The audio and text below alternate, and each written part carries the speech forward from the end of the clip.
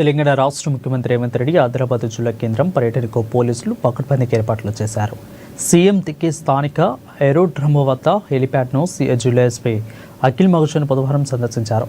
ఇక బందోబస్తు చర్యలను పరిశీలించారు. టాక్ స్క్వాడ్, బాంబ్ స్క్వాడ్ బృందాలను ముమ్మర తనిఖీలు ఆయన దగ్గర నుండి పరిశీలించారు. ఇక పర్యటన ఆ ప్రాంతం ఎలాంటి అవాంఛనీయ ఘటనలు జరగకుండా పటిష్ట బందోబస్తును ఏర్పాటు చేశారు.